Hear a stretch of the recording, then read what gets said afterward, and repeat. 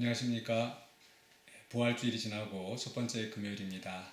오늘은 요한복음의 가장 마지막 말씀, 요한복음 21장 15절로 25절까지 말씀을 통해서 함께 은혜를 나누고자 합니다. 이 말씀 속에서 우리 부활하신 주님이 베드로에게 찾아오셔서 마지막으로 남기신 그 말씀들을 볼 수가 있습니다. 그래서 우리가 오늘 본문의 말씀을 통해서 베드로에게 말씀하셨던 그 주님이 오늘 우리에게도 역시 같은 말씀을 우리에게 전하고 있다 생각하면서 우리가 이 말씀을 함께 생각해 봤으면 합니다.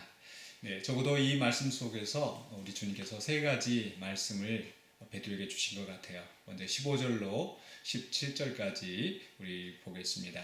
15절로 17절에서 그들이 조반 먹은 후에 예수께서 시몬 베드로에게 이르시되 요한의 아들 시몬아, 내가 이 사람들보다 나를 더 사랑하느냐 하시니 이르되 주님 그러하나이다. 내가 주님을 사랑하는 줄 주님께서 아시나이다. 이르시되 내 어린 양을 먹이라 하시고 또 두 번째 이르시되 요한의 아들 시몬아, 내가 나를 사랑하느냐 하시니 이르되 주님 그러하나이다. 내가 주님을 사랑하는 줄 주님께서 아시나이다. 이르시되 내 양을 치라 하시고 세 번째 이르시되 요한의 아들 시몬아, 내가 나를 사랑하느냐 하시니 주께서 세 번째 내가 나를 사랑하느냐 하심으로 베드로가 근심하여 이르되 주님 모든 것을 아시오매 내가 주님을 사랑하는 줄을 주님께서 아시나이다. 예수께서 이르시되 내 양을 먹이라. 네, 이 말씀 속에서 예수님이 하신 말씀 딱 한 줄로 요약한다면 바로 가장 중요한 말씀, 내 양을 먹이라. 내가 나를 사랑하느냐, 내 양을 먹이라. 이 말씀을 하셨다고 할 수 있겠습니다. 그래서 이 말씀은 바로 예수님께서 베드로에게 그 사명을 맡기신 그런 내용입니다.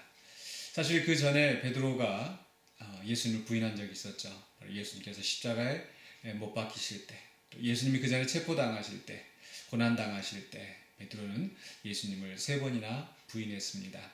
그래서 어쩌면 예수님께서도 이 자리에서 베드로에게 3번이나 내가 나를 사랑하느냐라고 물으시는 것은 바로 그 베드로가 주님을 부인하였던 그 수치와 또 그 잘못된 것을 3번 반복해서 예수님을 사랑한다고 고백하게 하심으로써 그 베드로의 그 마음에 그 응어리가 지었던 것을 또 이렇게 풀어주시는 그런 효과가 있지 않나 그런 생각이 듭니다. 그렇게 실수하고 또 배신하였던 베드로였지만은 주님께서는 그를 다시 또 찾아와 주시고 또 인정해 주시고 그의 사람 낚는 어부에서 이제 주님의 양을 치는 그런 목자로 세워주셨다라는 것, 굉장히 주님의 은혜를 우리가 알아볼 수가 있습니다. 찾을 수가 있습니다. 우리도 신앙생활을 하면서 항상 주님을 기쁘시게 할 수만은 없었죠. 또 주님을 근심하게 하고 주님을 배반할 때가 있었지만 그럼에도 불구하고 주님은 여전히 우리를 사랑하시고 또 우리를 또 하나님의 놀라운 그 일을, 그 사명을 감당하게 하는 또 제자로 세워주신 줄로 믿습니다. 그 주님의 은혜 앞에 나아가는 저와 여러분이 되었으면 좋겠습니다. 또 특별히 주님께서 또 이 베드로에게 맡기신 사명은 바로 내 양을 먹이라, 내 양을 치라. 바로 주님의 양입니다. 정말 주님께서 그 피값으로 주고 사신 그 생명, 그 양들을 그 베드로에게 맡기셨다라는 것. 이것은 우리에게도 또 주님께서 그 놀라운 사명을 맡기신 줄로 믿습니다. 우리 각자가 또 교회 안에서 여러 가지 직책을 또 가지고 있습니다. 또 교회에서뿐만 아니라 가정에서, 직장에서 또 우리에게 맡겨진 그 각각의 사명이 있습니다. 이 모든 사명의 자리가 바로 주님의 것이요, 주님의 양이요, 또 주님의 사업터인 것을 우리가 기억하고 우리는 청지기로서 주님이 맡기신 귀한 사명을 잘 감당하는 우리가 되어야 되겠습니다. 또한 여기서 우리가 또 깊이 생각해야 될 것은 바로 우리가 이 사명을 감당함에 있어서 가장 중요한 것은 무엇인가? 바로 주님께서 확인하고자 하셨던 것. 내가 나를 사랑하느냐? 내가 주님을 사랑하는 줄 주님께서 아시나이다. 주님께서 아시면서도 베드로에게 다시 한번 확인하게 하셨던 것은 바로 그 주님의 마음, 주님을 가장 사랑하는 마음으로 우리가 사명 감당하기를 원하시는 그 마음이었기 때문에 바로 이 질문을 3번이나 거듭하셨을 것 같아요.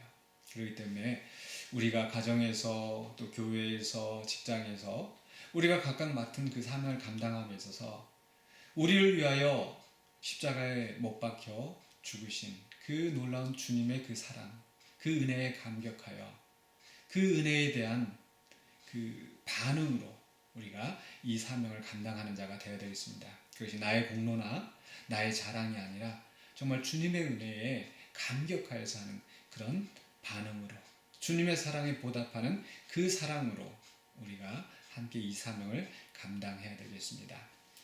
두 번째로 주님 주시는 말씀은 바로 18절로 19절입니다.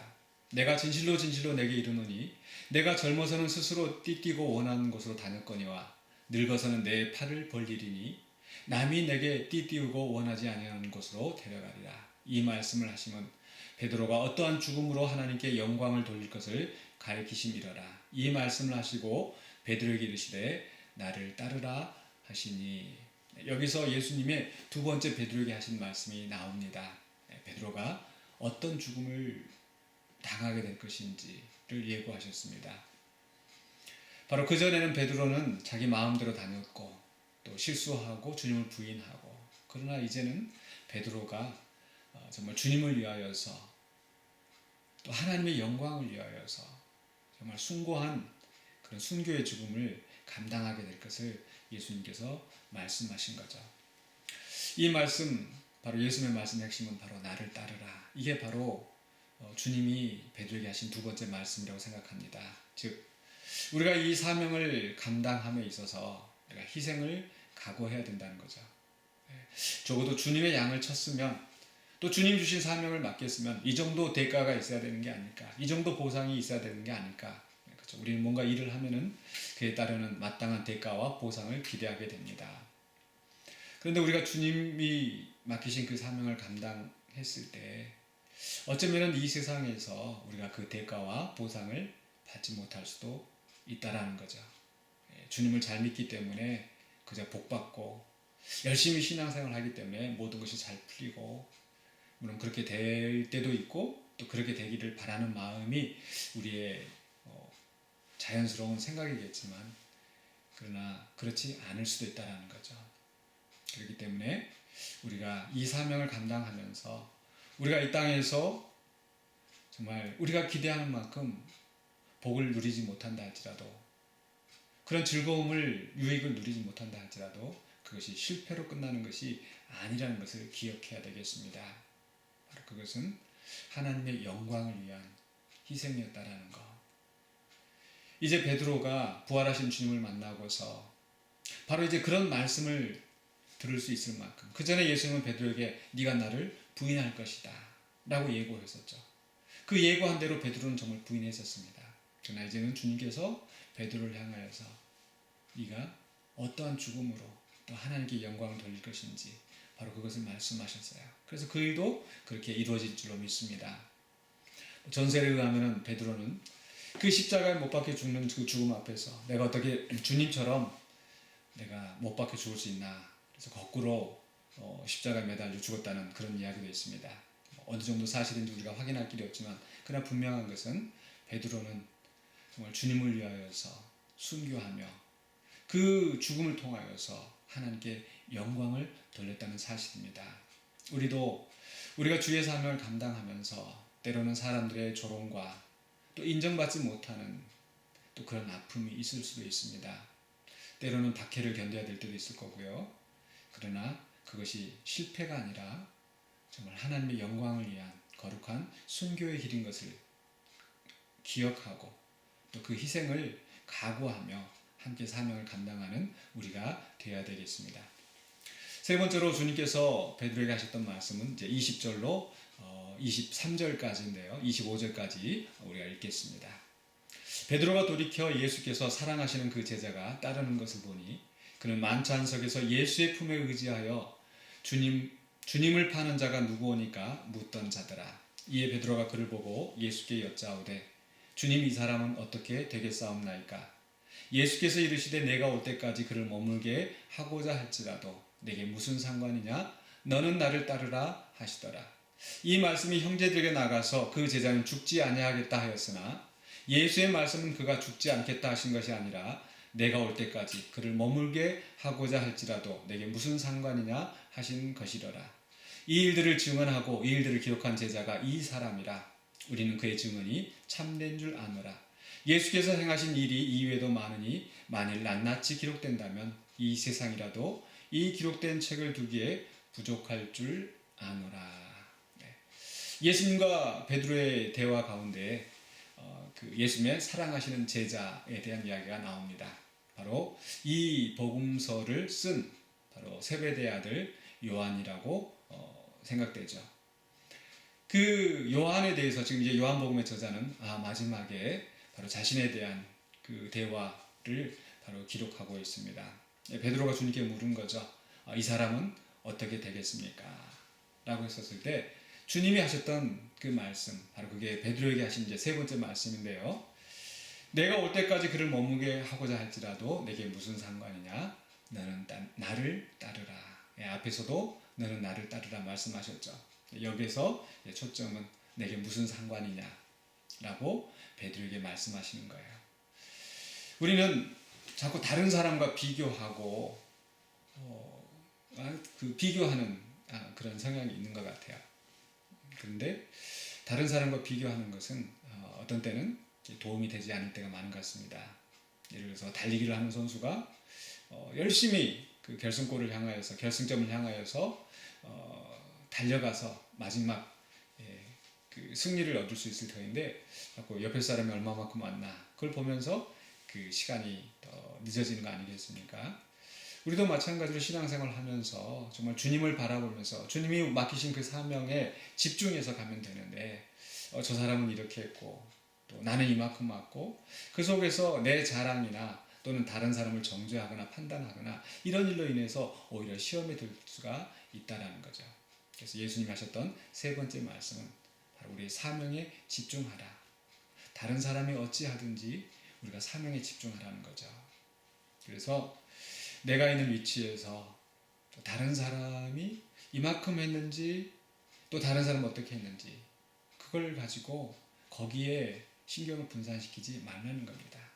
예수님이 오늘 베드로에게 하셨던 말씀은 바로 이 사람이 베드로는 어쩌면은 바로 이제 그렇게 길지 않은 시간에 베드로는 순교를 당할 수도 있겠지만 그러나 요한 같은 경우는 더 오랜 기간 동안 머물게 하였다. 즉시 순교하지는 않는다 할지라도 어떤 사람은 좀 더 남아서 더 많은 일들을 또 해야 될 필요가 있고 어떤 사람은 일찍 또 순교를 당하는 사람도 있을 것이고 또 어떤 사람은 정말 피지도 못하고 그렇게 되는 사람도 있겠죠.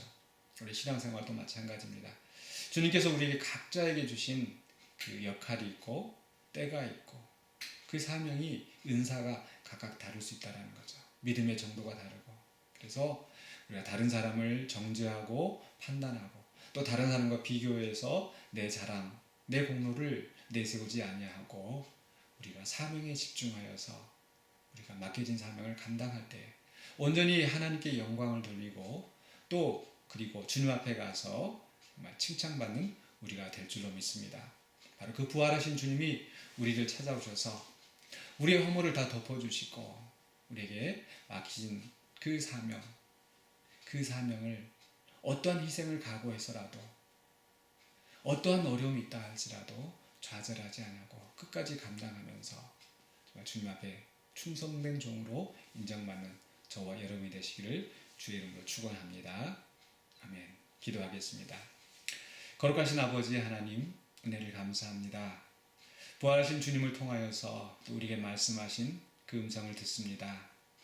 우리가 때로 주님을 거역하고 주님을 부인하고 주님을 근심하게 하였다 할지라도 우리를 포기하지 아니하시고 다시 찾아오셔서 사명을 맡기시고 또 다시 우리에게 기회를 주시는 우리 주님의 은혜를 생각합니다.